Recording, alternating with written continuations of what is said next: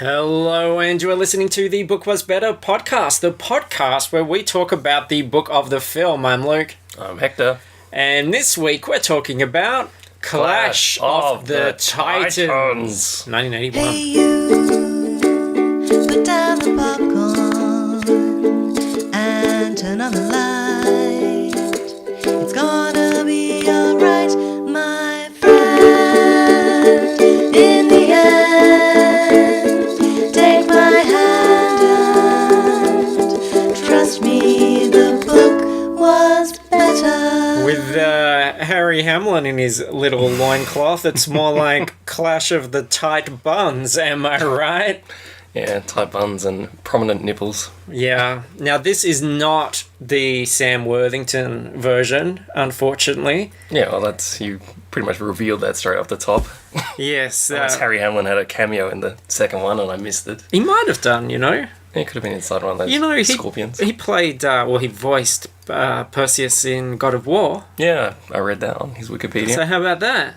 Hey, old Harry He's Hamlin. doing some research. He's no slouch. Yeah, I looked him up. He's been working hard to make a living. Yeah, well, he hasn't had a decent paycheck for a while, I don't think. He's been in TV shows. Yeah. I reckon he's got skills I saw him in Veronica Mars. I remember him in that. to pay the bills. So, yeah, 1981, Clash of the Titans. I would have been 5 years old. Didn't see this in the cinema, but certainly remember it on TV a lot of the time. Yeah, I always saw it on TV or video. I think this is another one they used to show us at primary school all the time. And I'd seen the Medusa bits and stuff, and I remember the Kraken, and I was like, oh, great, can't wait to get back into this. And I had such fond memories of this movie. My word, it takes a while before Ray Harryhausen's work starts to really dominate the movie. That's really just even the last. that is probably not his best work, one might argue. I'm going to argue it a lot as That we it isn't, or continue, it is? that it isn't. Because I think people fetishize the old ways. They're like, CGI? No way. I want everything to be plasticine. And then you look at something like this and you go, yeah, it's kind of shitty. Like, you appreciate the craft that this guy sat there in his little workshop.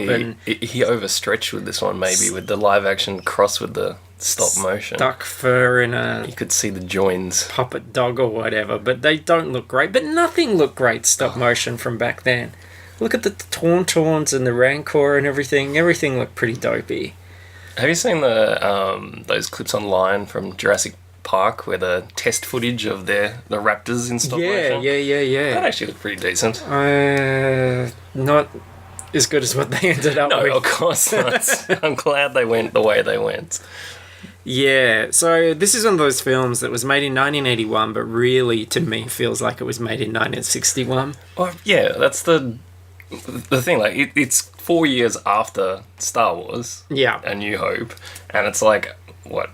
I can't remember how many years after Alien, but a few years after Alien. And those movies, in comparison to it, are, like, just completely and utterly outclassed. They're golden. It's got a nice cover on the book, though. Kraken rising out of the water, Perseus on Pegasus holding Medusa's severed head. Pretty much gives away everything you need to know. Yeah, basically, that is. And there's Bubo up the top there as well. Bubo, the mechanical owl. We'll talk about him a bit later. Hot chick tied to the rocks, surrounded by skulls, waves lapping her naked thighs. Really, the poster delivers a lot more than the film does. Well, there's not a tight bun in sight, though, so... That's true, yeah. It does give you a sweetener. And I've always said Perseus. They say Perseus in the film? Do they? I think so. I think at least some of them do. Might be one of those things like Probably. in Star Wars where you get Leia, Han. It's just like, no one cares. It's all gubbins. It's all made up. It's just cultural differences. That's right. So, last week, Jacinta had a little bit of a synopsis of the film before we started, and I quite liked the one on IMDb, and I thought maybe we should read that first, because, lots of characters, lots of Greek names. If we at least all know what we're dealing with before we start, it makes life easier. So... Then you're not just dropping in on a personal conversation between the two of us. Perseus is the favoured son of the god Zeus. Clearing my throat. This is heady stuff. But he has unwittingly ticked off the sea goddess Thetis. I'd never heard of Thetis before. No, neither had I. I had to do some research. And Poseidon is in this. Yeah. So he's like Poseidon's wife? Yeah, They don't seem that close, though. No, they're not. I'll discuss it later on Okay. when we get to those bits, but yeah. Just to make things worse, Perseus falls in love with the lovely Princess Andromeda, who used to be engaged to Thetis' son. Soon Perseus is off on one quest after another, with Zeus helping, Thetis hindering, and lots of innocent bystanders getting stabbed, drowned, and squished. That's a good point, actually. I hadn't quite realised how many innocent bystanders do get stabbed, drowned, and squished. Yeah. Look, if there was ever a question that the gods were jerks, this is going to answer it. Well, unless because, you're the golden boy Perseus, basically, yeah. The gods Perseus don't is like the you. biggest jerk in the whole book, though. He just, like, goes and does whatever the hell he wants when he he's the son of wants. Zeus. He can do anything. No wonder Americans really like this story. They're like, yeah, there's a guy we can get behind.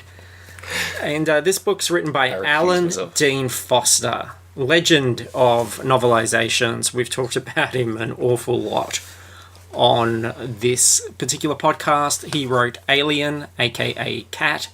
He wrote Terminator Salvation, The Further Adventures of Steve Terminator, Black Hole quite recently, and he did write the Force Awakens novelization, which I hope to get to at some point this year. Haven't read it yet. Have not read it yet, but it is on the pile. It is a substantial pile. Yeah, that's just the short list. So, yeah, Clash of the Titans. Yeah, so can I just start by saying that the title of this book is full of shit. It is flagrant false advertising. There are no Titans in this movie, and there are let alone ones that clash or otherwise. The Kraken is stated many times in the book and movie as being the last of the Titans. He is not a Titan. He's a Titan according to this reality. In Greek mythology, the Titans were the gods that preceded the Olympian gods. There was like 12 of them, and they had like heaps of heirs and they talk offshoots. about this in there, and they all got banished and locked up and died or whatever. Yeah, but they weren't monsters. They were gods. They were the gods that preceded these gods. They were like their fathers and They mothers were and all the monstrous. rest of I've it. played God of War. Kronos and Rhea had like all Kronos these children, which was Zeus and stuff, It and was a big ugly fucker. he ate all his kids. Yeah, well, the Kraken's a And then Titan, Zeus overthrew him. according to this. Yeah, but it's wrong. But that's the Well, but the thing is, and they reckon, like, isn't... But what is he clashing with? Like, is Medusa. They're saying Medusa's a Titan. Medusa Yeah. wasn't a Titan. She was a Gorgon. Can't you be both? No.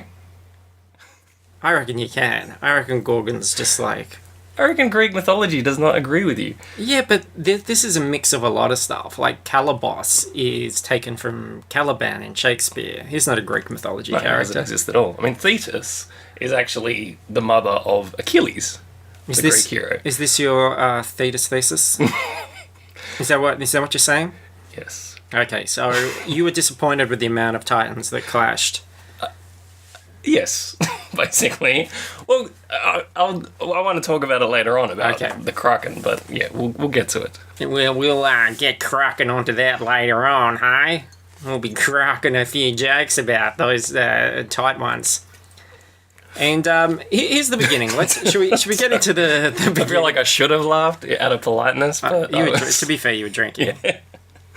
Doing a spit take. Whoa, he said. He rubbed his eyes and threw the bottle over his shoulder. Yoink, yoink, yoink. Here we go. This is the beginning. It is said among tellers of tales from Macedonia to Mesopotamia, from Crete to Carthage, that when the gods invented turquoise, they set the finest of it down in Persia and dissolved the rest in the sea, called the Aegean. There you go. How many Titans feature in that sentence? 0. Turquoise can be darkened by aging and by acids. That unfortunate morning, it seemed the Aegean itself had been darkened by anger. Boreas and his daughters had stirred the seas into a rare tempest. Normally placid waters, twisted with fury and foam, assaulted the land as water warred in an endless battle with the shoreline for topographic supremacy. Christ, what is this? It's a mouthful. We are definitely firmly in Alan Dean Foster territory here. Here is a man that doesn't just mince words. He butchers them for quite a bit before mincing them. He doesn't mind multiple syllable syllables, does he? and then he shoves a whole lot of them into his mouth, and then he chews with his mouth open, basically. And dribbles out the corners and then collects what falls out and puts it on the page. An Perhaps. expert turd polisher. When I say turd, I mean movie scripts. He takes them and he turns them into big, weighty tomes. I remember reading Alan Dean Foster as a kid when I used to read novelizations, I guess. But this sort of crap did not make an impression I've got on me. some theories about that of my own, but we'll get there as well. About my childhood. No, yes, I'm going to theorize about your childhood. I'm also going to theorize about Yes, I am the Lindbergh baby. people's reactions to Alan Dean Foster's writing, which are generally very positive. He's the king of novelizations and a legend in the field, which I guess is why he gets to still write high-profile things How old like is he? Force Awakens. I think he's 122. Yeah, the maths checks out. Oblivious to the mighty conflicts of nature, tiny red crabs scuttled in and out of waves large enough to crash whole ships searching for food. To them, the eternal conflict involving ocean and cliff was as vague as the fogs which often caress this particularly rugged coast. Holy shit, now these are our first crab-tagonists. Which, this is the guy that gave us the cat-tagonist, has given us a crab-tagonist right off the bat. So, forget the Titans, forget the gods even. What are the crabs thinking is my question at the beginning of this story. So, yes, Alan Dean Foster's Clash of the Titans, food. a.k.a. Crabs of the Titans. Or Clash of the Crabs, one of those. Or Claws of the Crustaceans. It's very crab-centric.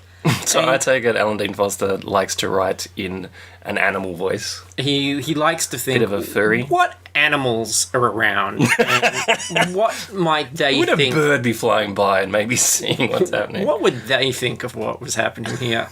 We need another perspective on the action. Because animals have a very pure, What were the crabs thinking when the Kraken came out? Yeah, they were like, shit. Can we eat him? No. Look at the Let's size. go back to scuttling. Look at the size of that guy. The crab was so shocked it walked forwards into a rock. So a group of soldiers, they're led by the tyrant Acrisius? Acrisius. That's how they pronounce it in the movie. That makes sense. Acrisius.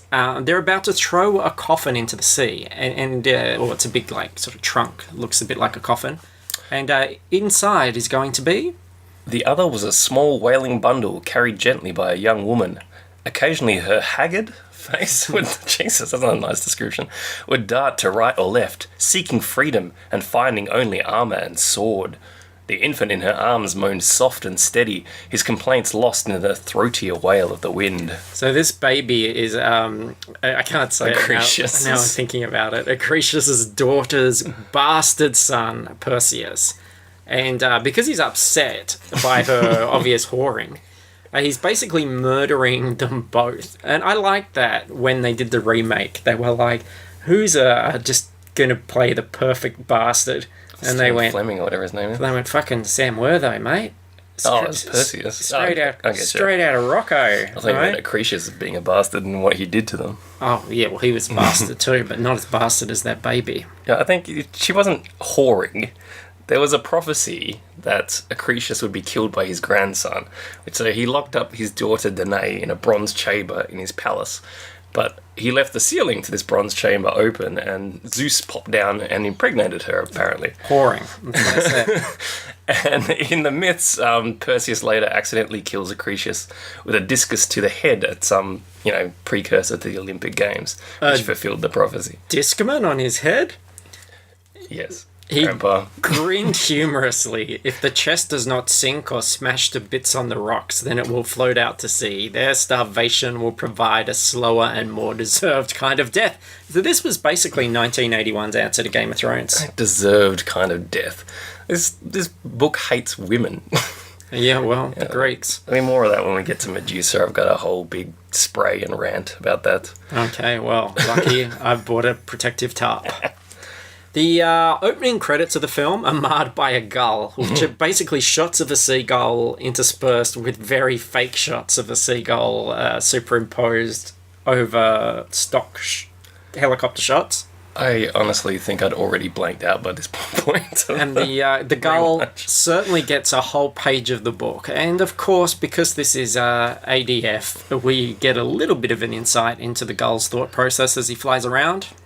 Gulls soon learn that much of mankind's detritus, it's detritus, isn't it, holds edibles, disdained and discarded by him, but quite suitable for the satisfaction of a bird.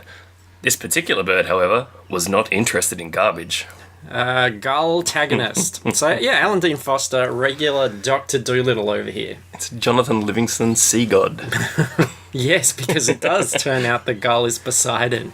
And he goes up to visit the other gods, who basically seem to have the most boring existence ever. No. Like, in the film, they're all just standing around in this, like, rough circle on some unused BBC Shakespeare or I, Claudius set. And, like, they're all wearing their white togas and just basically standing there staring at each other. Like, what do they do up there all day? Are they comparing their togas? Are they waiting for humans to mention them so they can seek divine retribution? Are they standing around and watching Zeus play with his dollies all day? So I can never believe in the concept of heaven or anything like that, because it always seems so dull. It's like, what do you do once you're up there? I know, hell sounds a bit more fun. These guys something's happening. sit around like that, especially if you get that like donut punishment.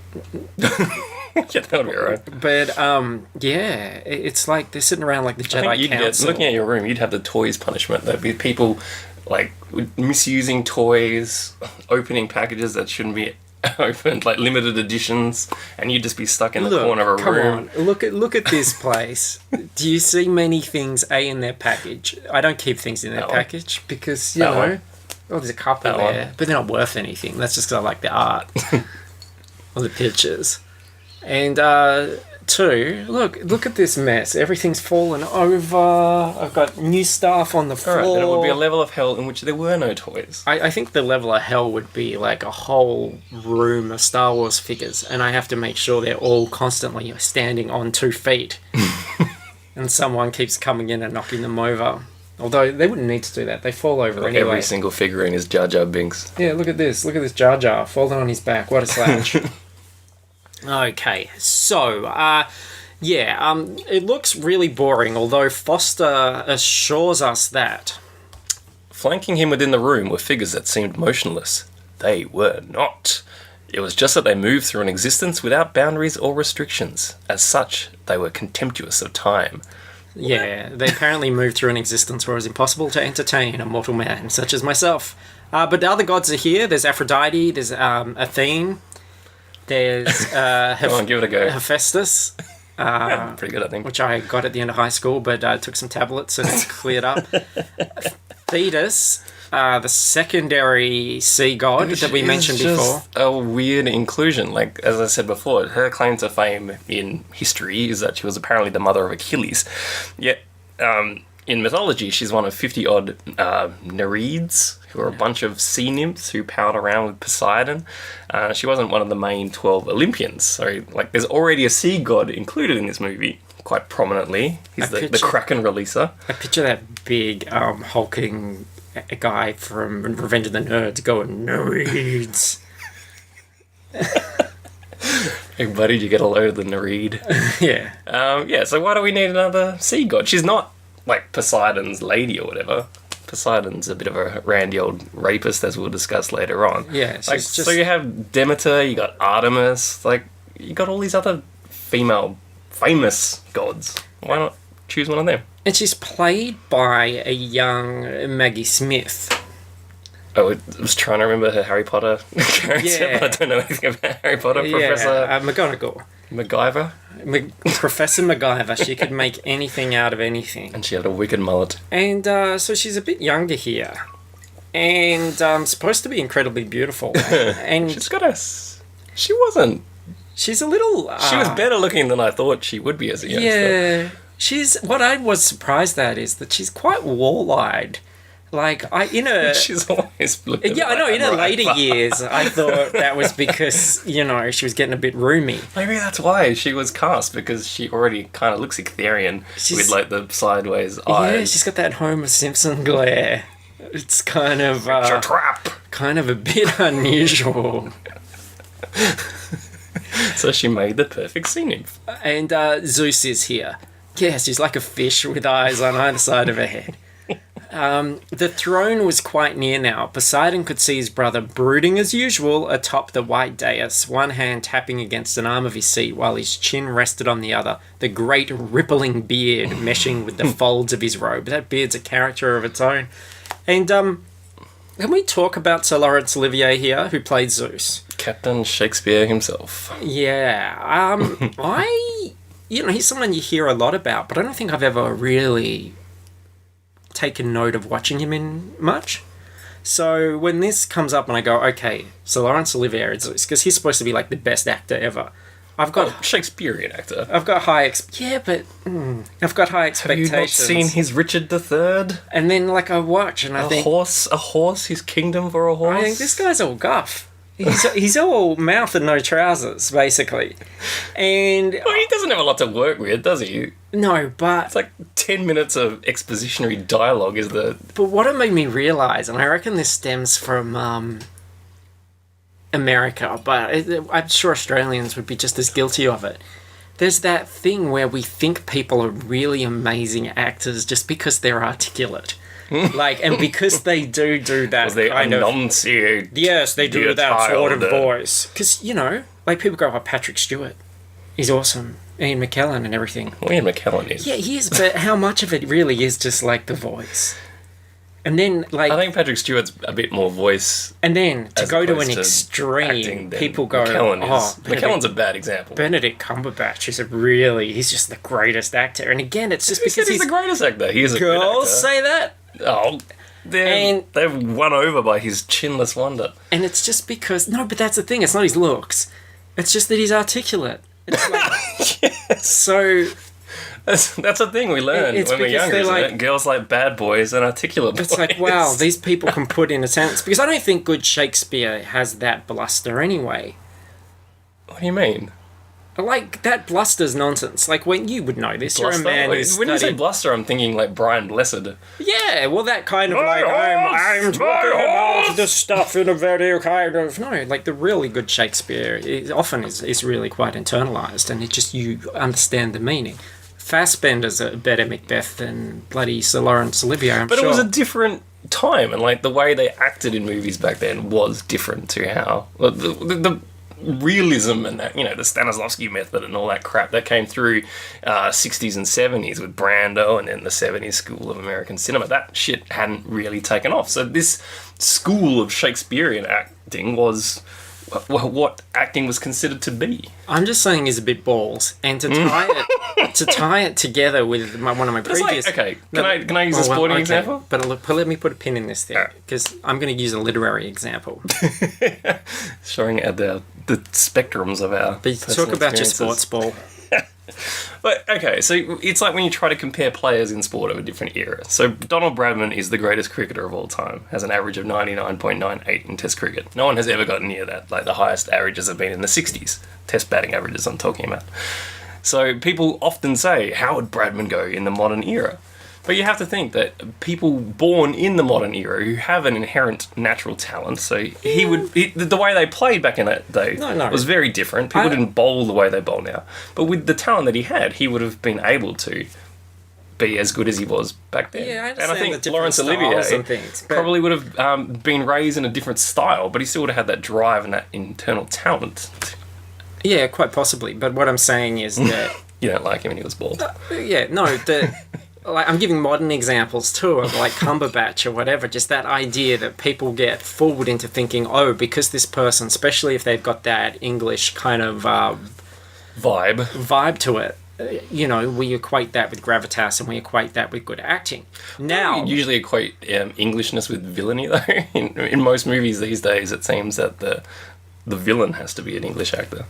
Well, that's because Hiddleston. Americans are very racist against the English race.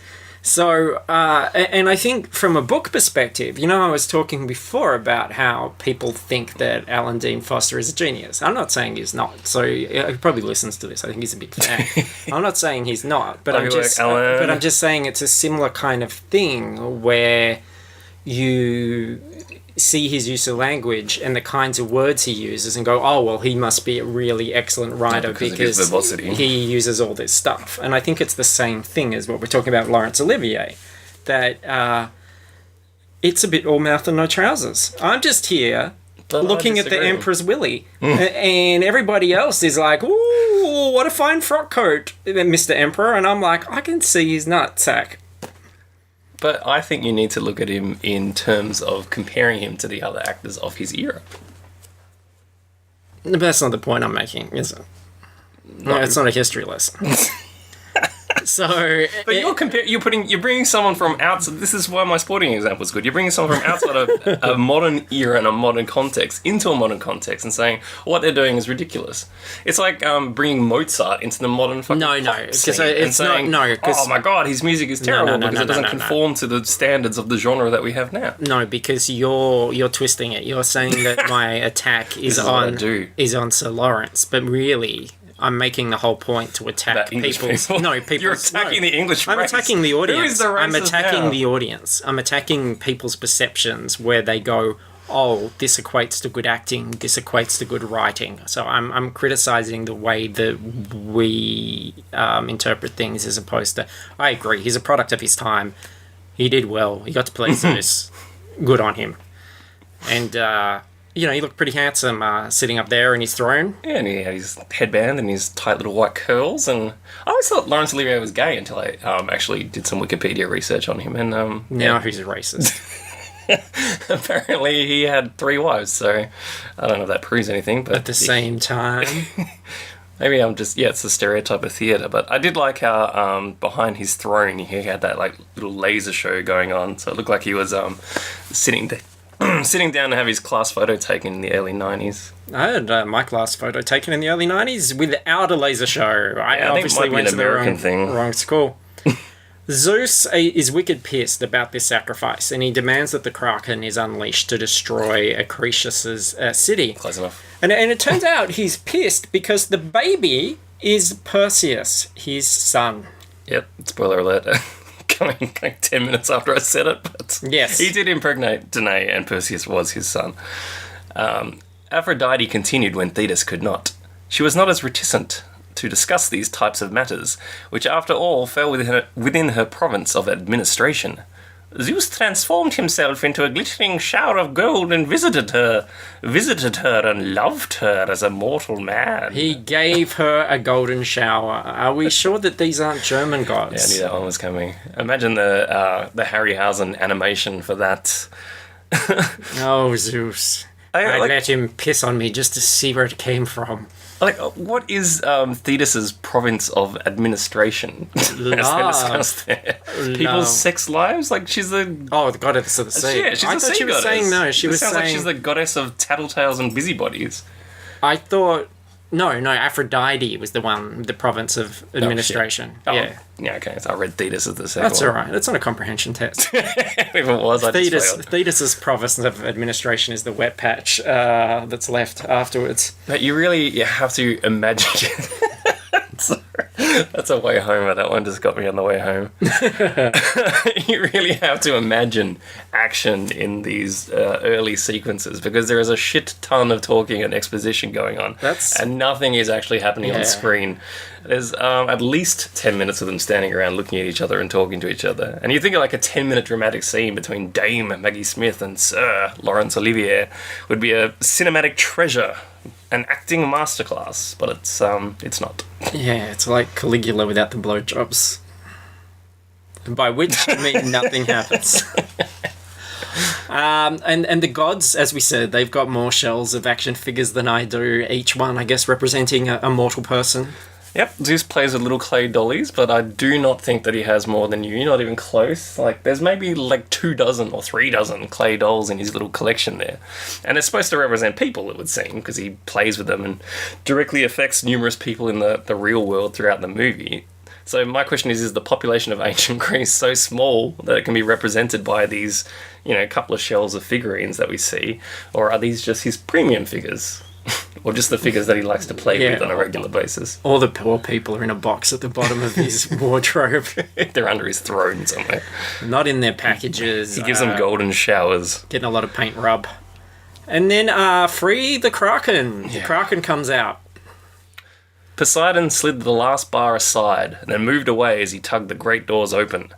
A head emerged hesitantly from the opening, thus created in the side of the seamount. A head larger than the current figure of Poseidon. It was followed by an immense, dark body propelled by a huge, scaled tail. The Kraken possessed a pair of arms, and below them, a pair of, cephalopodian tentacles lined with rust-edged suckers. It paused there a moment, enjoying its freedom. The horny, crested skull turned to right and left, the massive beak opening and closing. Go! Poseidon finally ordered it, sickened by the sight of the humanoid travesty. Go and be quick with you, lest I shut you back in your hole now. And then, as promised, a whole bunch of innocents are killed because of that one bastard guy's problem. And the funny thing is that Zeus, smashes the figure of the guy, crushes it in his hand, Croesus, and, murders him. So he doesn't even get to see his village, his town. I know, and that makes crushed. the prophecy about Acrisius' son killing him is absolute bullshit. So why did he put his daughter in the fucking coffin at the start of the movie in the first place? Just don't piss off Zeus. Like how, he crushes a doll. Don't worry. I'm talking shit. There was a guy, and you've put this in the notes. I saw it too.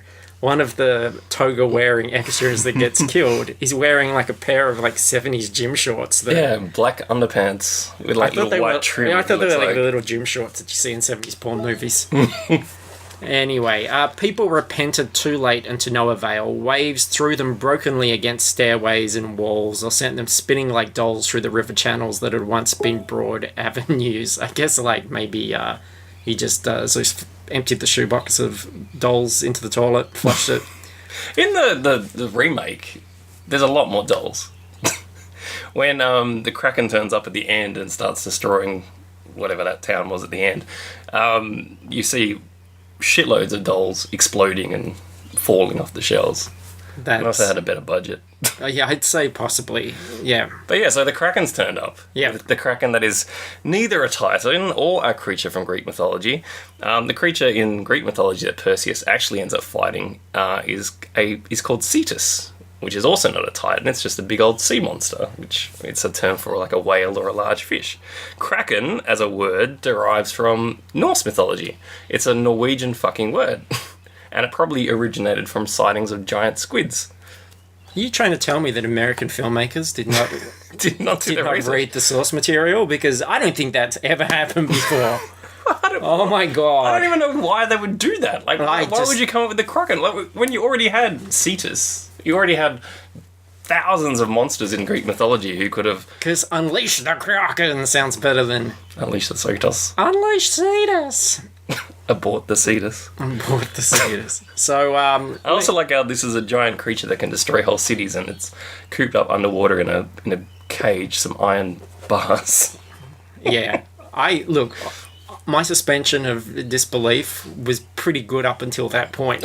And then I was like, hang on. I also like those he scenes. Could break out of that. Those scenes where Poseidon is apparently underwater because everything's in slow motion and they put some bubbles in front of his mouth.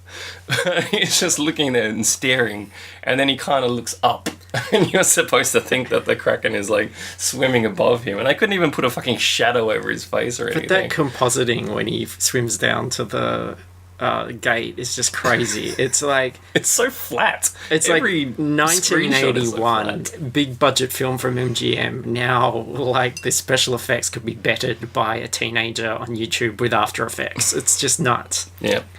Anyway, meanwhile, wee babby Perseus grows into a rugged man.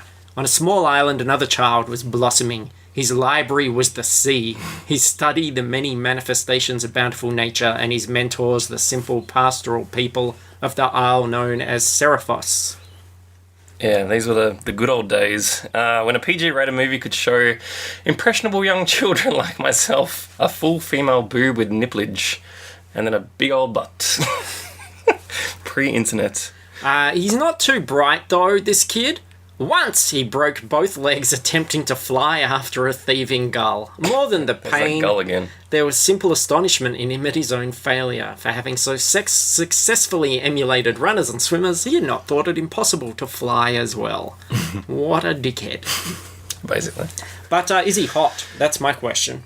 He wore only a loincloth on a body browned by Apollo's radiance, and was as lean and muscular as the travelling dancers who sometimes visited the island.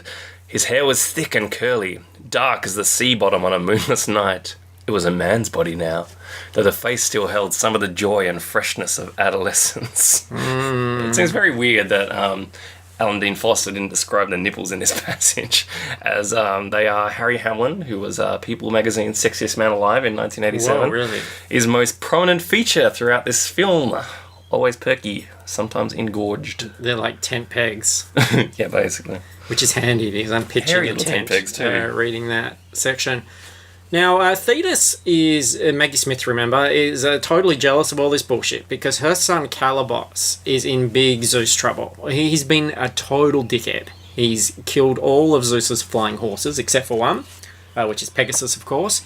And he's just been a jerk face in general. So Zeus transforms his action figure, creating the world's first transformer. Jerk face in disguise. I was very disappointed that he didn't transform him into a boombox and or anything like that. Or a racist hatchback.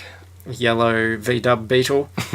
A different thunder rumbled around them. The figurine shimmered and shifted, its outline contorting beneath a baleful light. What finally coalesced might once have been a man. Now it sported a horribly deformed face topped with horns, a lizard's tail, and one cloven foot. His face had a lizard's tail. And a cloven foot, yeah. Nice work, Alan.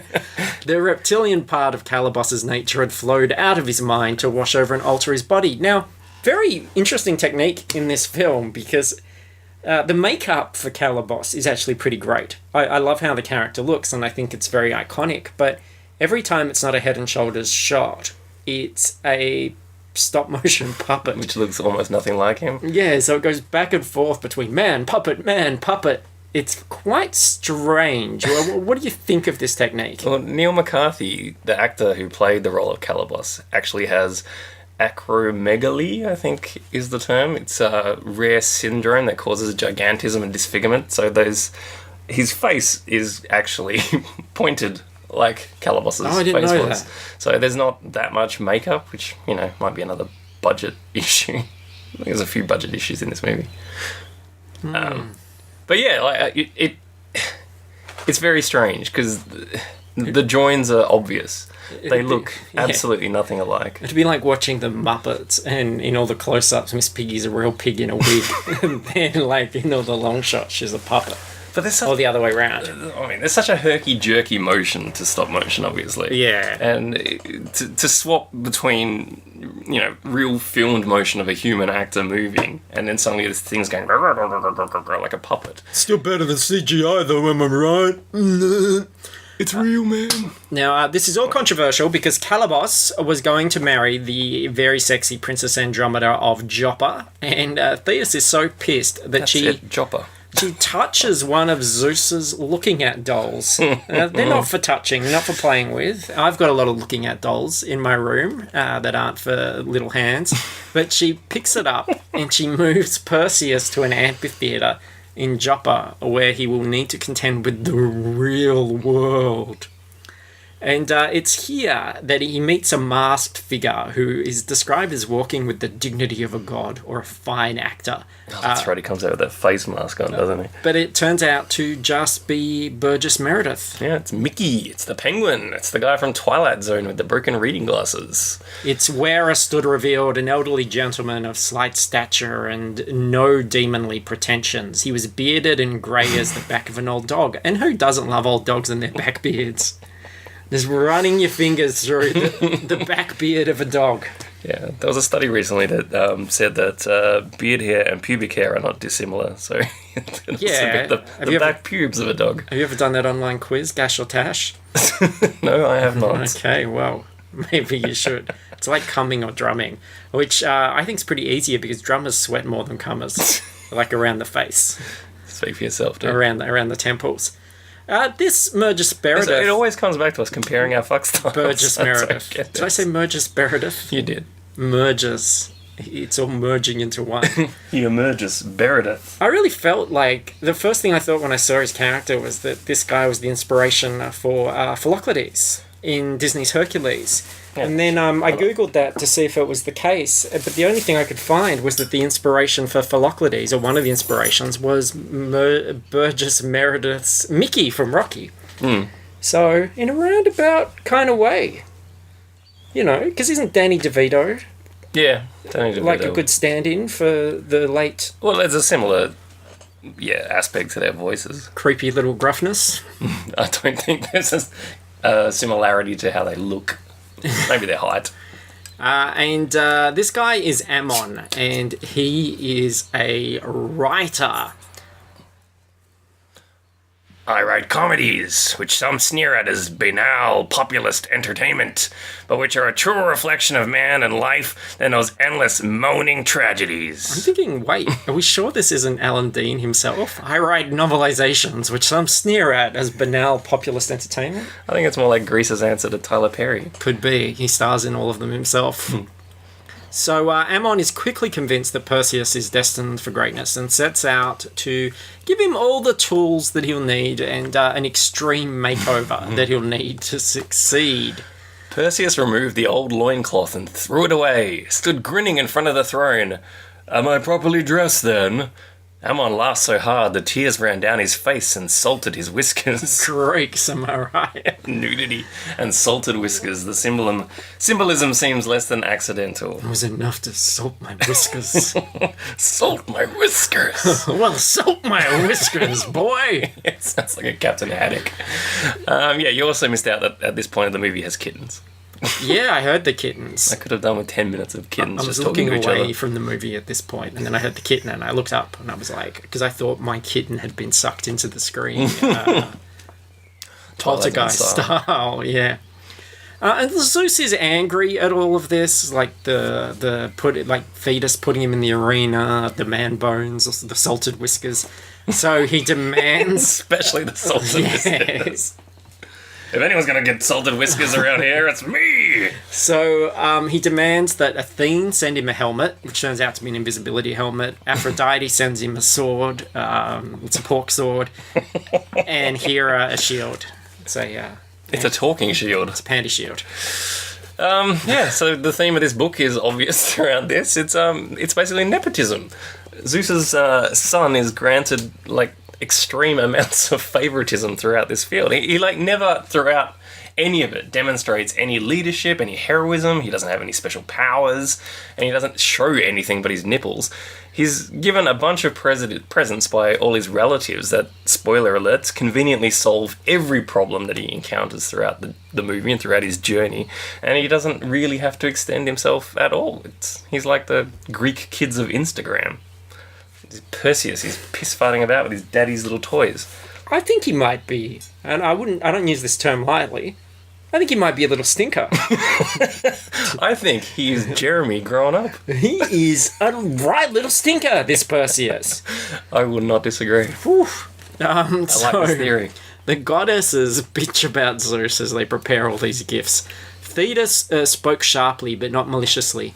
Sometimes he becomes a bull or a swan. Why, once long ago he even tried to ravish me, disguised as a cuttlefish. What did you do? I beat him at his own game. I transformed myself into a shark. Yes, that dialogue is also in the book, but it takes about 3 extra paragraphs before we get there. And, a lot of Wait, that's a dialogue. description from the point of view of the cuttlefish. Yes. Nice. He was, I was surprised she wasn't gnawing at that cuttlefish like a budgie. So, a lot of the book at this point is really just dialogue, a lot of it straight out of the film. It's been padded out a lot, although it is interspersed with the odd ADF overindulgence, just to remind you who wrote this thing. His eyes roamed over the thick walls, the Assyrian-influenced statuary, and the polyglot mob that milled in the streets. Have you listened to the new album by Polyglot Mob? It is fantastic. Yeah, I'm guessing it is. This is basically the boring stretch of the film and the book while we wait for all the Harryhausen monsters to kick in. He meets a soldier called Thallo, who apparently was important enough to be made into one of only 4 action figures that were made for this film. How many of those do you have? None, though I think it's like Perseus, Calibus, Thallo, and Charon. What? Yeah. He appears in the movie for like 2 seconds. I know. To ferry them over the river Styx. Yeah. And they made Pegasus and the Kraken, and the Kraken is rare. Anyway, Thallo, he got one. And he's basically an exposition machine telling Perseus all the things he missed while he was being a stupid baby, and also sexy baby. Lets him know that Andromeda is wicked hot. I know it was the only baby that had a whole bush. That's how manly Perseus was. That's how you knew it was one of Zeus's. Oh my god. Jason had the golden fleece and Perseus had the full bush. He had an ebony bush. Bella is like Chris Farley's character in Wayne's World. He's very, very helpful. Anyway, Perseus uses... That's like another 10-minute scene, by the way. Yeah, There's some guy burning on the stake in the background because he failed the riddles. Wasn't interested. That's the whole thing, isn't it? You have to answer a riddle in order to be a suitor to Andromeda. Yeah. Anyway, Perseus uses his invisibility helmet to be a total sleep creeper. Yeah, I mean, if you can do it, you do it, right? Invisibility is like always very high on that list of people's wanting superpowers. It's like invisibility and flight. It's very passive. You don't think if you wanted sexual assaulting powers, you'd want ones like Scott Baio's in Zapped. Wouldn't you want like a whole comedy movie where you can like freeze time in the 80s about someone who gets sexual reading assault from Bill Cosby's powers. Notebook? Yeah. Idea for a movie. He took off the helmet. If it were possible, he wanted the princess to see him as clearly as he hoped to see her, moving lively towards the bed while still keeping a wary eye ready for unexpected chambermaids. He mounted the marble platform and parted the pastel gauze. Sexual. Andromeda lay clad in a gown of material only slightly darker though less soft than the screening silks. He knows how soft they are, so he must be running his hands all over her. She was smaller than Perseus imagined after seeing her mother, the queen, though clearly no child. I would still check her ID, bro. Yep. And luckily for her, she's... Well, I thought she was saved by a thoughtful giant vulture who carries her off in a cage, but it's... actually kind of like her ghost. Oh, her ghost is saved. You're leaving her body behind. Like her soul? Ravaged. Yeah. Like, apparently I shouldn't have tuned out twice during Thallo's exposition. She's under a curse, and you have to answer a riddle to marry her or something. Like, you have to defeat Jim Carrey's Riddler. Yeah. Or you get burned alive. Yeah. So I guess, like, her soul is missing, but her body sleeps. But that does not stop a horny Perseus. When in Greece, bro. Impulsively, he bent as if to kiss her, catching himself with his lips only inches from her own. Affected as she was by some evil spell, might not an unexpected kiss or touch awaken her at a potentially dangerous time? His smile returned. Magician he was not, but he felt certain no kiss of love could harm another.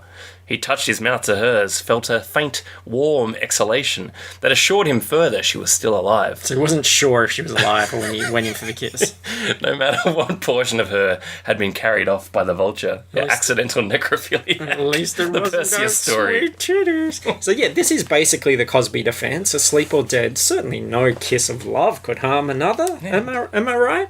Ghost Dad 2, no harm, no crime. Do you reckon that maybe... You know how, like, he made that movie Leonard Part 6, and everyone's like, oh, that's so funny because there's no first 5. What if there were... Seriously, back up. No one has ever said Leonard Part 6, that's so funny, in a sentence, ever. We break ground on this podcast. Yeah, like, what if there were 5, but he drugged us and we don't remember them? Could happen. Oh, God. So 1 through 5 were the first 5 like acts we all of the Kama Sutra. And he drugged the audience. That's how he's got such high numbers.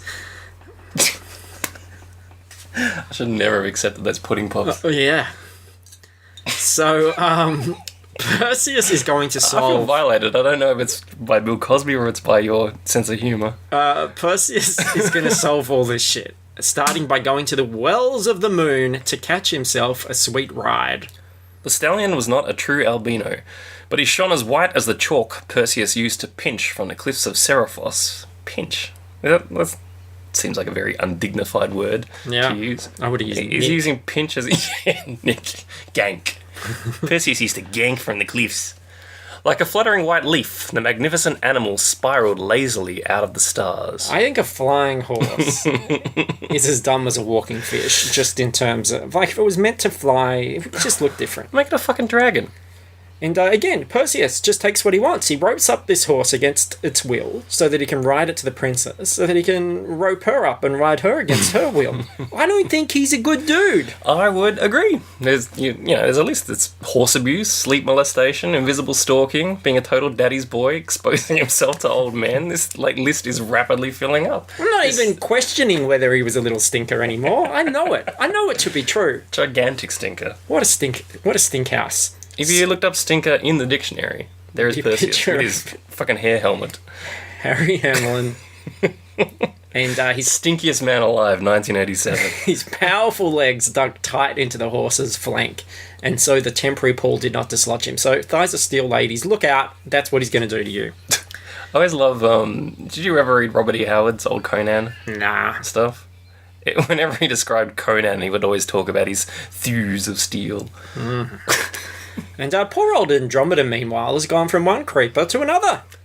Calibos placed the necklace around her throat, his hands trembling slightly at the nearness. Thick fingertips wrested the latch and finally succeeded in securing it. Then the man-thing stepped back, studying the effect the necklace produced on that smooth, pale throat. So, Calibos is a demigod, yeah, and he's got, a bunch of powers. I think he's a giant-sized man-thing. He can... Okay. He can clearly curse people and kidnap their sleep ghosts. But his mum was a sea goddess, wasn't she? So why aren't his powers ocean-based? Why is he living in a swamp with a giant vulture and a bunch of inbred swamp peoples? I think he can salt people's whiskers. Well, there seems to be a bit of that going around. Or maybe, yeah, there you go. There's the connection with him and Perseus. Yeah. But why does he have any powers whatsoever if Perseus has none? Beyond being a good boy who's great at receiving his daddy's presents, Perseus doesn't seem to have any skills. He's probably got a lot, just like Percy Jackson, but he's just too lazy to use them because everything's handed to him. Literally, on a platter. Yeah. And Perseus turns up in Calibos' swamp. Yeah, he forgets where he parked his Pegasus. Beep, beep. And Calibos grabs him from behind and tries to choke the bitch. Instinctively, Perseus jabbed backwards with an elbow. He hit something as solid as the logs he'd passed. Yeah, Calibos is enjoying this. That's what he was doing in the swamp. He was squatting down, passing some logs. The figure holding him laughed, a playful, taunting, inhuman sound. That's why he was such a stinker. He jabbed again, met unyielding flesh. The single hirsute arm was contracting like a snake around his neck and wasn't in his arm, bro. It tightened slowly as if to prolong the motion, to hurt as well as kill. The hirsuteness bothered me. Yeah? He was very hirsute. And it was like that weird ginger red hair. Yeah. And I think I have a phobia about men with all over body hair. I don't think it affects me in everyday life, thank God, but oh God, I'd hate to be a masseuse and have to deal with that shit. Yeah. I would run screaming. Be picking it out of your fingers all the time. So Perseus cuts off Calibos' hand and takes it back to the queen and uses it to solve the riddle. The riddle turns out that the answer is a ring, essentially. And now... Riddle me this, riddle me that. Who's afraid of a great big bat? Yeah, pretty much. One of the riddless riddles? Yeah, I think so. I haven't figured that one out yet. So yeah, hooray for Harry. Everything's happy, but let's go to the photo section. There he is, sexiest stinker alive, with Andromeda. She's an alright. Who played her? Robin Bowker or something, wasn't it? Someone. I don't think she went on too much. There's that laser light show behind Zeus. That looks like an at. He does. There's an at and the Battle of Hoth. Here's two There's pictures. that horrible red hair. Showing how Calibos looks nothing like the stop-motion puppet that is underneath. Yeah, the stop-motion puppet had a very much, longer face. There's a heap of spoilers. There's Harry showing off one nipple. I know what this is like. Almost two nuts. This was me at Comic-Con when I was getting the tattoo. There I With that am face. in the booth, with that face. I've got one arm out and one nipple. Feeling very exposed because everybody's looking at my titty. Why was your titty out? Because that's just where my shirt fell with my that was arm the out. price of the tattoo. I know, and I said to Jacinta, because often at those places they have burlesque kind of stalls, and I said, can you go and get me a deal on a pasty? I don't care if it's like got a tassel or maybe it's got like a Batman symbol, something like that. Surely they had stickers or something. I just need one pasty to put on my titty because, I think that's against the rules. But don't know. Oh, you're a man. You're allowed to show your nipples. Everybody got a show. Okay, back to the story. Happily ever after, right? Right? Wrong! At the wedding of the queen, at the wedding, the queen foolishly says that Andromeda is She was the getting most married too. beautiful woman ever. Even, Although, in the film, her and Burgess Meredith look quite cozy on occasion. Ooh. Even better than Thetis. And this pisses the shit out of the goddess. Perhaps only one thing is more terrible than the wrath of a god, and that is the jealousy of a beautiful woman. When the two are combined, even the laws and directives of Zeus himself are forgotten. Now, come on. Like, if Maggie Smith was pissed off every time someone thought another girl was prettier than her, she would be, have steam coming out of her ears all the time. Yeah, she would have had a coronary by now. Yeah. Like, at some point, she just has to accept that she's Maggie Smith. It's not the best, but it could be worse. It was just a polite way of saying Andromeda's eyes were a little more focused. A little more central in her face. Yeah, a little bit more front-facing. So, here are the stakes, basically, that are going to take us through to the end. Thetis demands that Andromeda be sacrificed to the Kraken within 30 days. And Perseus will have to set out on a quest to destroy the Kraken, stop that from happening. Yeah, and the daughter has to remain a virgin, so there goes Perseus' wedding night. And Zeus is angry at all this when he finds out, so he tells Athene to give Perseus her owl. Not Athena, you keep saying Athene. It's Athene in the book. Oh, okay. It's Athena in mythology.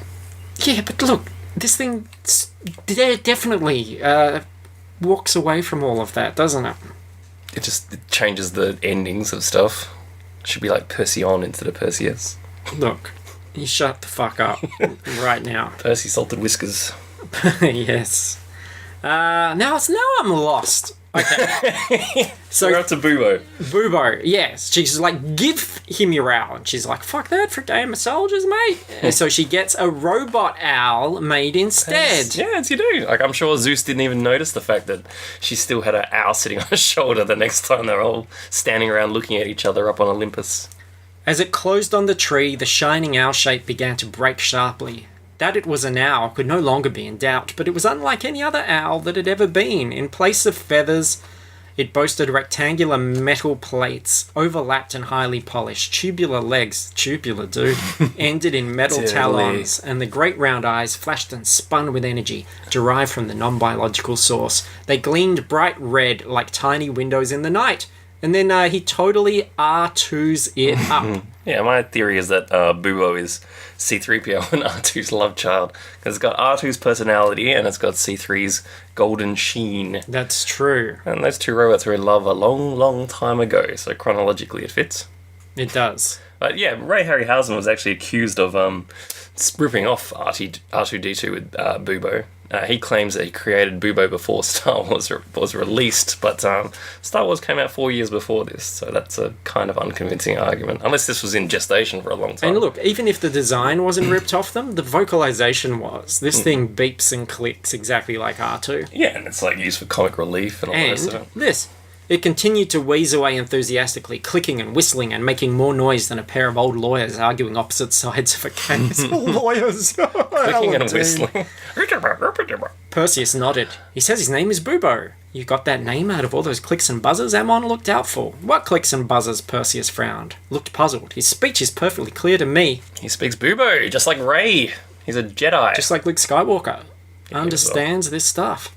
So, Perseus still doesn't know how to solve all these problems, so he goes to some witches for the solution. Stygian witches. The three figures stirred a liquid which bubbled noisily inside an old cauldron. Their hair was long, stringy, and too dirty to belong to a horse.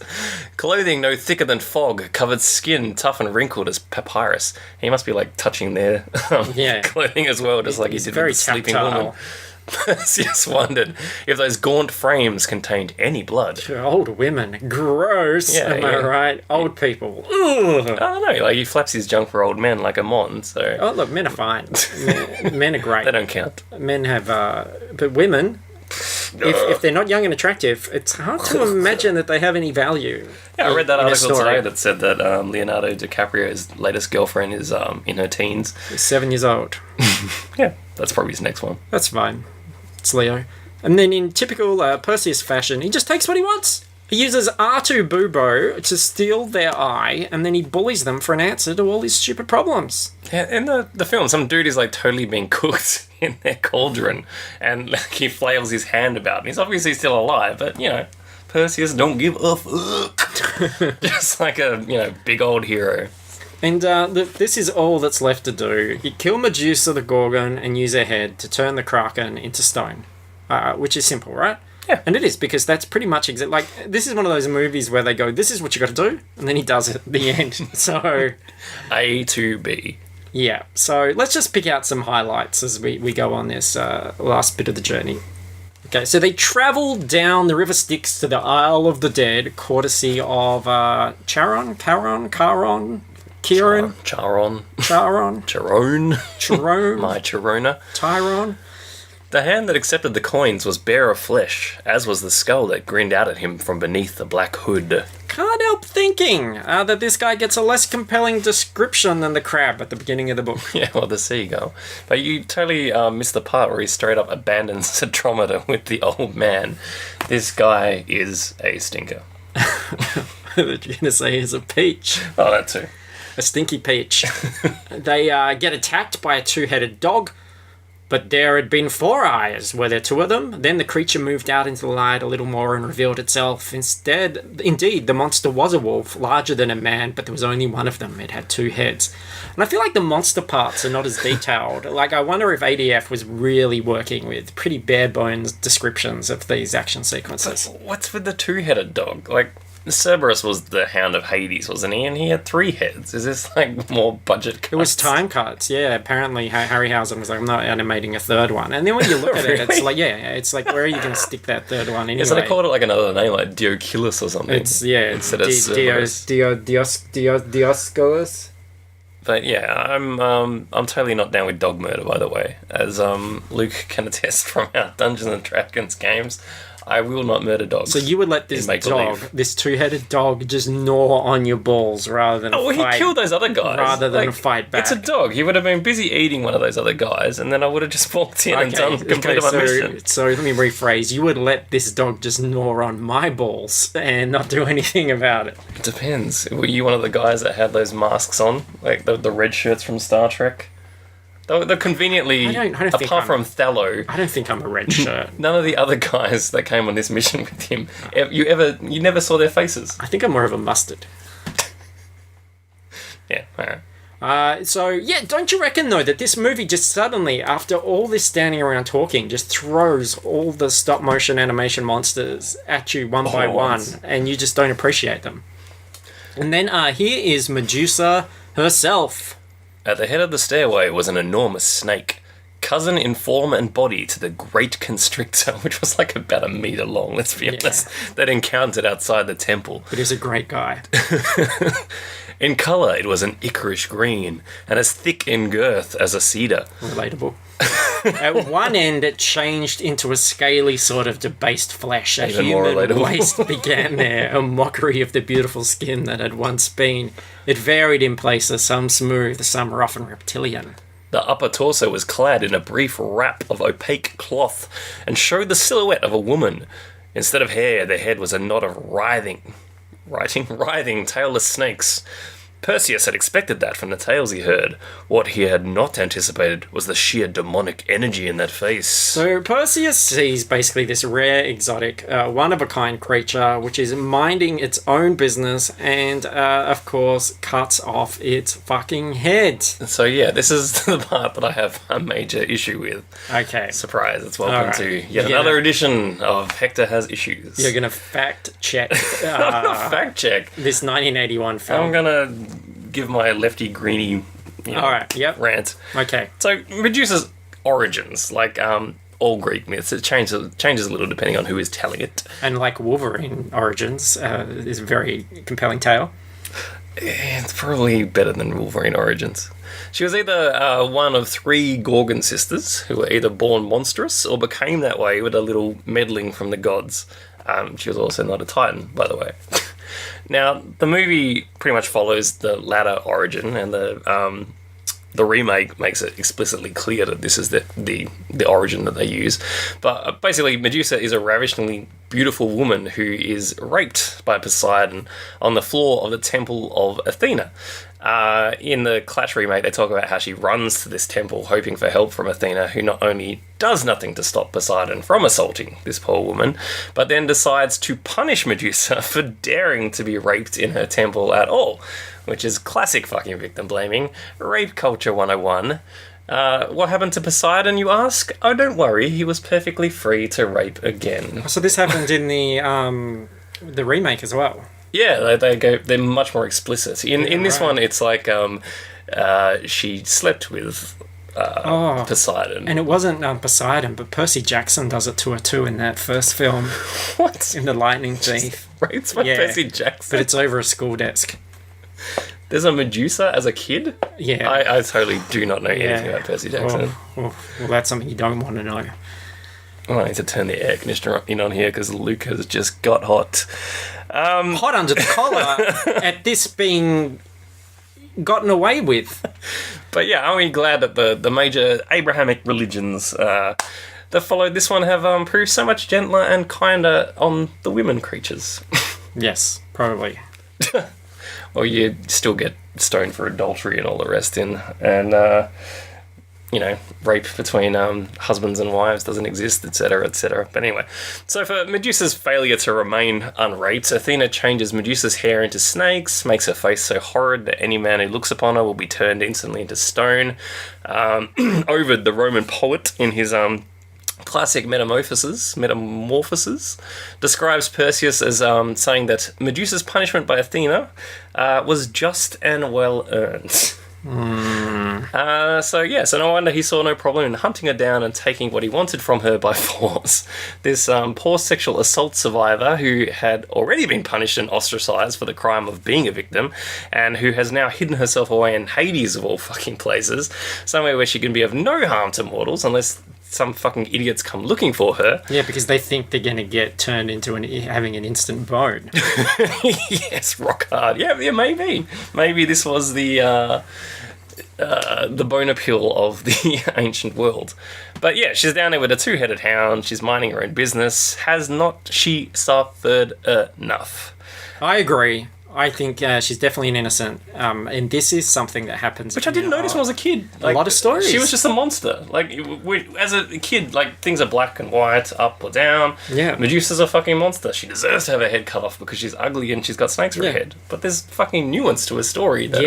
And they even put that origin in there. Yeah, forget Maleficent. Where's my Medusa movie, Disney? Where I find out about what happened to her and have empathy. It'll be like Jodie Foster's The Accused. I don't necessarily know if that would be enjoyable. No, Disney can have some animated birds fly over all the horrific parts, blocking them out.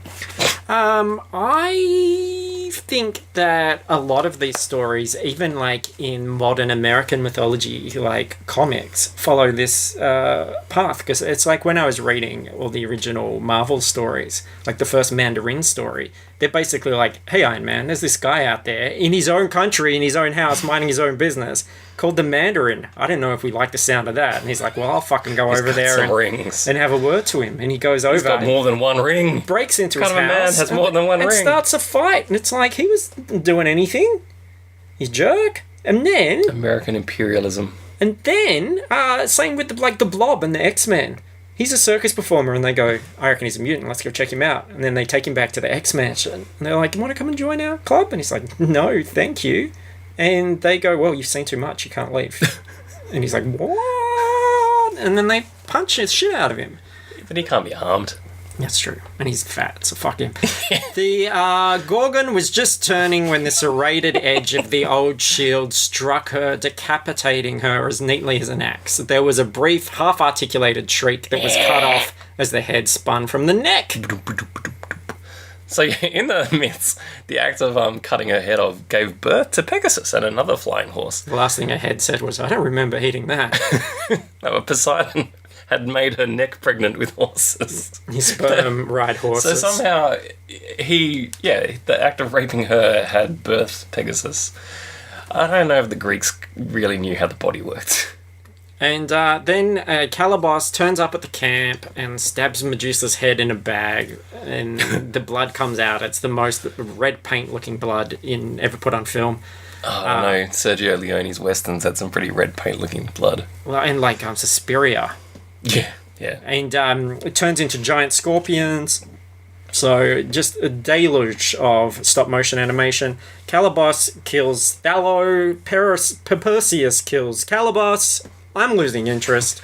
Calibos also whips Perseus like his little bitch for about 5 minutes, which is kind of amusing. It's like 50 Shades of Greek. Can I recommend that everybody sees Marlon Wayans' 50 Shades of Black? Please no. Because, whoa. So look, this is just a couple of... of... Is that a hate watch recommendation? Yeah, it is a hate watch. Yeah. A couple of sequences left. I'm going to read the final clash of the Titans.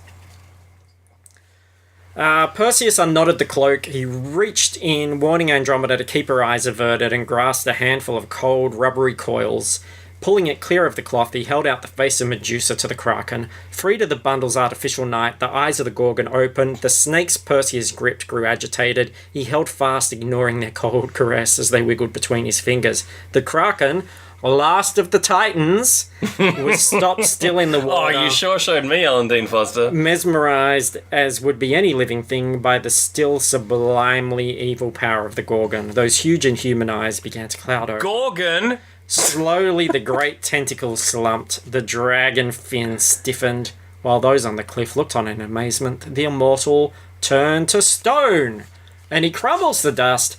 Everybody is really happy. Not so immortal after all. And let's read the ending. So I'm just gonna read this quickly. In the bed, Andromeda lay with the man who loved her. I haven't read this yet, so this is new to me. This is like a letter to Penthouse. I never thought it would happen to me in ancient Greece. It was a night of spectacular clarity, but there was more mystery and wonder in his eyes than in the heavens. Had she looked outside, she might have seen a subtle glow in the night sky, and nothing had truly changed, but a new awareness of certain patterns had been injected into the minds of men. As of that night and time, certain groupings of stars came to be forever identified with the participants of those memorable events of their wedding night. A cluster of stars now seemed to take on the outline of a bold young man, though the stars had always been there. It was mankind's awareness of them that had been altered. What? Another distant pattern assumed So the people couldn't see silhouette... stuff. What, they invented fucking telescopes after this night? Is that what he's trying to say? No, it's just like one of those magic He's eye saying they things. invented They've been telescopes. staring at it for a while. Oh, so now they and learn to go suddenly cross-eyed. They can see the picture. Yeah, well, Maggie Smith taught them.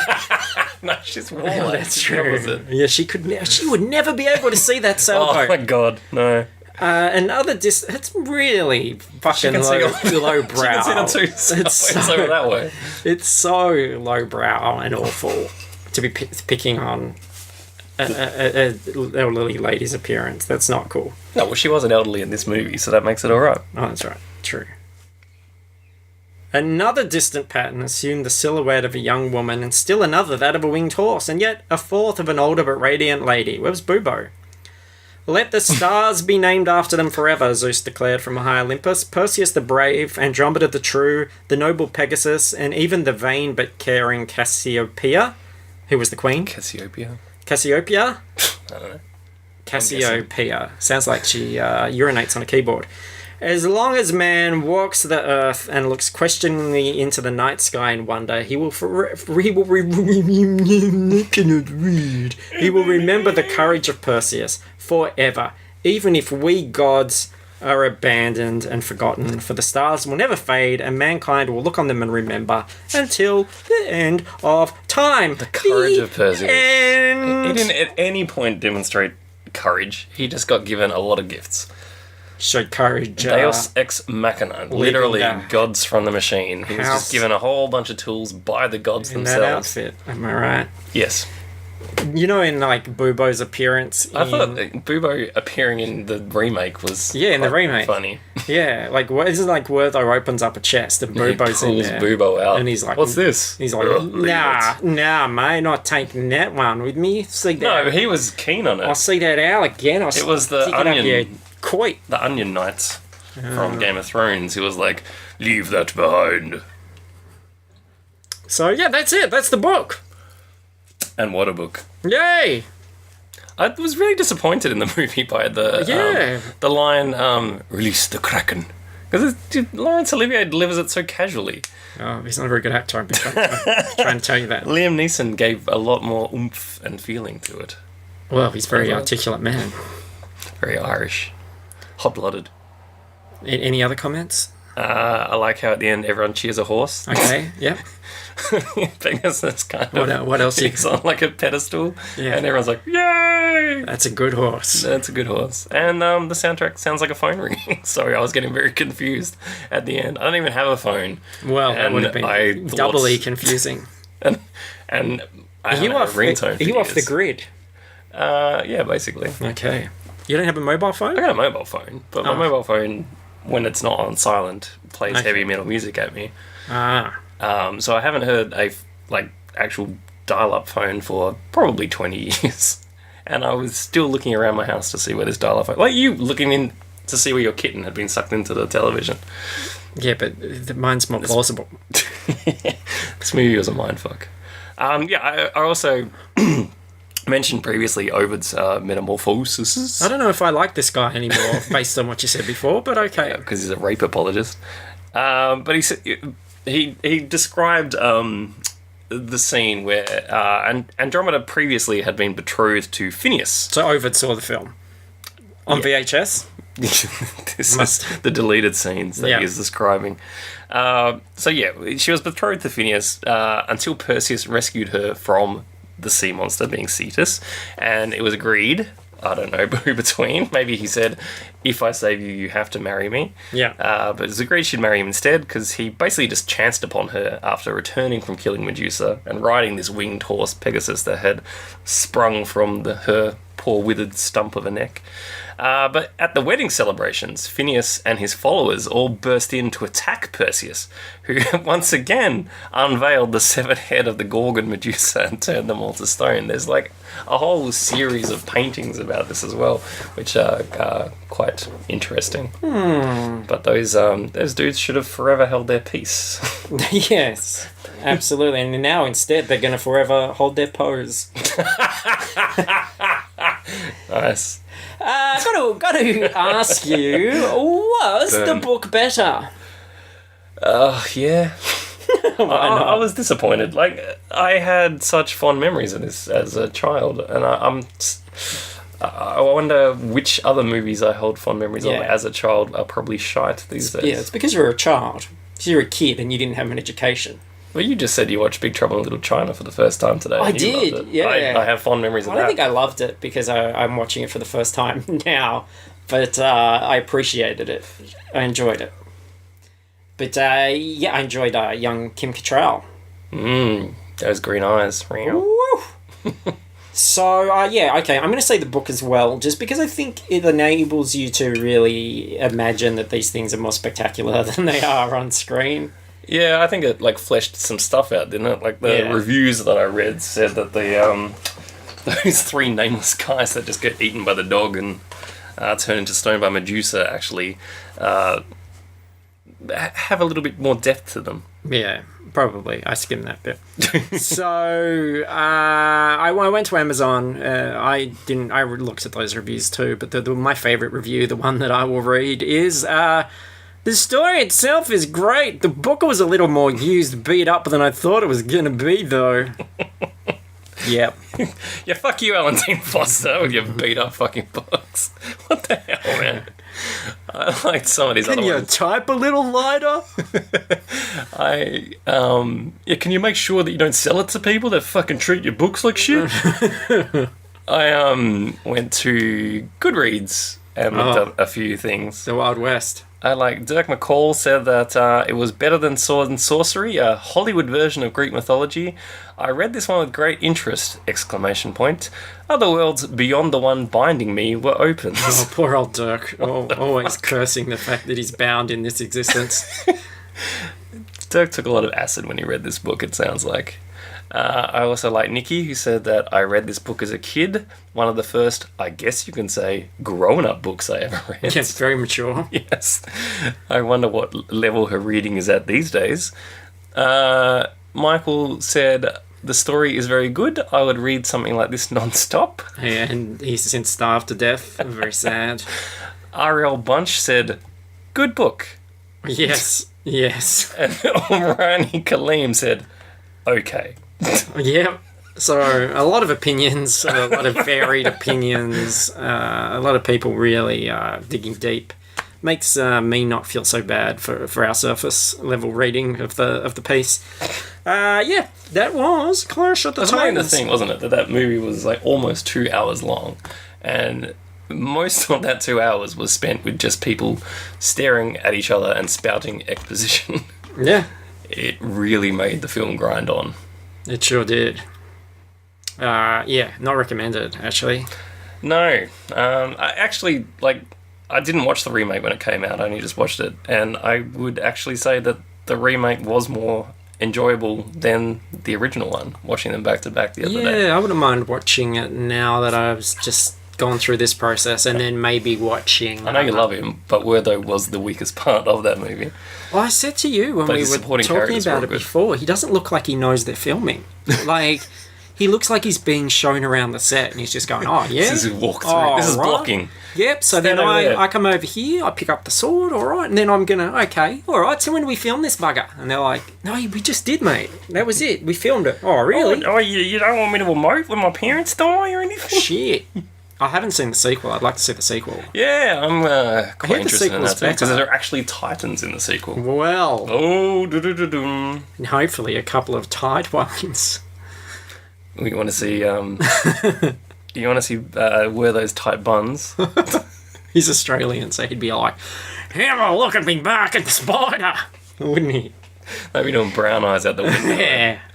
Passing females. Yeah. That's what we do in Australia. Haven't washed it since January. I love it's a full moon. Yeah, okay. Well, there we go. That was the film. Thanks everybody for listening. Please be sure to go to fruitlesspursuits.com and like us. Go to our Facebook, iTunes, Patreon, all that business. Book was better. We'll be back next week with Sabrina, and I believe we're reading Inside Out, which will be an unusual one in text form.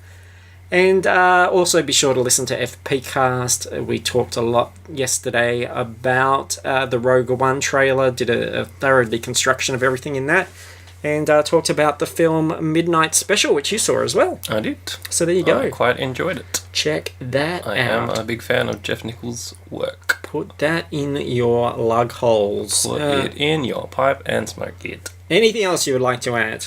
Or are we done? I guess we're done. I think we're done. Yeah. Well, thank you. It's been a pleasure clashing with another Titan. Yeah, there you go. Podcasting. And you can say the thing. Clash of the little stinkers. Yeah. Catch her on the... Come on. Say the thing. Catch you on the flip side. Jumanji.